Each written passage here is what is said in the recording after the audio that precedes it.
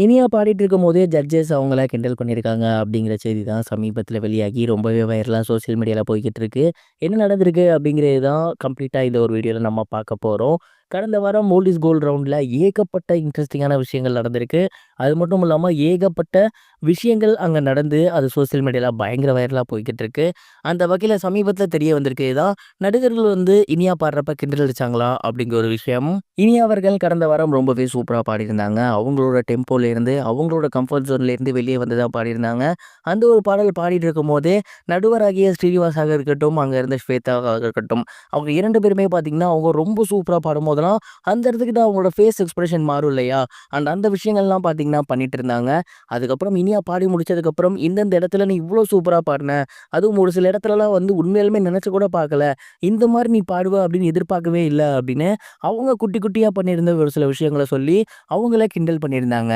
அது மட்டும் இல்லாம ஸ்வேதா மோகன் அவர்கள் உண்மையாலுமே 2 சங்கதி நீ ரொம்ப சூப்பரா பாடியிருந்த. ஒரு சில இடங்கள்ல வந்து நீ வந்து அவங்கள மாரியே பண்ணணும்னு ட்ரை பண்ணியிருந்த. கரெக்ட்டா? அப்படின்னு கேட்டு அவங்கள கிண்டல் பண்ணியிருந்தாங்க. அவங்களுமே வந்து பார்த்தீங்கன்னா, அதாவது இனியாவுமே, "ஆமா மேம்" அப்படிங்கிற மாரி தான் சொல்லியிருந்தாங்க. "அப்படிலாம் நீ பண்ணணும்னு அவசியம் இல்ல. உனக்கு என்ன வருதோ நீ அத பண்ணு. உன்னோட ஃப்ளோல நீ பண்ணு. அப்பதான் நல்லாருக்கும்." அப்படிங்கிற மாரி சொல்லியிருந்தாங்க. அதுக்கப்புறம் எல்லாருமே சேர்ந்து அவங்க பாடுன நல்ல விஷயங்கள்லாம் சொல்லியிருந்தாங்க. அதிலிருந்த மைனஸையும் சொல்லியிருந்தாங்க. நல்ல விஷயங்கள் சொல்லும்போது சிரிச்சுட்டு இருந்த இனியாவோட முகம், மைனஸ்லாம் சொல்லும்போது முற்றிலும் மாறிப்போச்சு அப்படின்னு தான் சொல்லணும். அடுத்த வாரம் இத காட்டிலும் பெஸ்ட்டான ஒரு பெர்ஃபார்மன்ஸ் குடுக்கணும் அப்படிங்கிற மாரி இனியாக்கு சொல்லியிருக்காங்க. அந்த பாடல்ல இனிமையா இருந்த, அது மட்டும் இல்லாம இனியா பண்ண குட்டி குட்டி எக்ஸ்பிரஷன்ஸ் தான் அவங்க வந்து கிண்டல் அடிச்சாங்களே தவிர, இனியாவோட பாடல அவங்க கிண்டல் அடிக்கல. இந்த ஒரு விஷயம் தான் சோசியல் மீடியால ரொம்பவே வைரலா போய்க்கிட்டு இருக்கு. இத பார்த்ததுக்கப்புறம் இனியா கண்டிப்பா நெக்ஸ்ட் வீக் மிகப்பெரிய ஒரு பெர்ஃபார்மன்ஸ் குடுப்பாங்க. கண்டிப்பா டாப் 5க்குள்ள அவங்க தான் 2வது ஆளா நுழைவாங்க அப்படிங்கிற மாரி இனியாவோட ஃபேன்ஸ் சொல்றாங்க. பொறுத்திருந்து பார்ப்போம் இனியா எப்படி பண்ண போறாங்க அப்படிங்கிறத. இது ஒரு புறம் இருக்க பிரபல நடிகரான ஹரிஷ் கல்யாண் அவர்கள் ரீசெண்டா டீசல் படத்தோட இசை வெளியீட்டு விழால ரொம்பவே எமோஷனலா பேசினது சோசியல் மீடியால பயங்கர வைரலா போய்க்கிட்டு இருக்கு. ஹரிஷ் கல்யாண் அவர்களோட டீசல் படம் பார்த்தீங்கன்னா சமீபத்துல தீபாவளி முன்னிட்டு வெளிவர போகுது. இந்த ஒரு படம் தீபாவளிக்கு வர என்ன தகுதி இருக்கு அப்படின்னு ரீசெண்டா ஒரு ப்ரொடியூசர் அவரை பார்த்து கேள்வி கேட்டிருக்காங்க. குறிப்பா அந்த படத்தோட ப்ரொடியூசர் இதனால ரொம்பவே உடைஞ்சு போயிருக்காரு.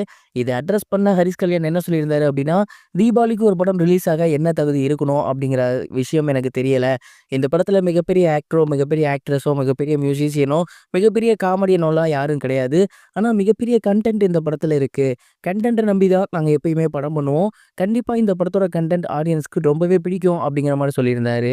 ஹரிஷ் கல்யாண் அவர்களோட இந்த ஒரு ஸ்பீச் இப்ப சோசியல் மீடியால பயங்கர வைரலா போய்க்கிட்டு இருக்கு. இத பார்க்கும்போது, "ஏன்டா டேய் அந்த மனுஷனோட லாஸ்ட் 2 ஃபிலிம்ஸ் என்னன்னு தெரியுமா?" அப்படிங்கிற மாரி தான் நமக்கு கேட்க தோணுது.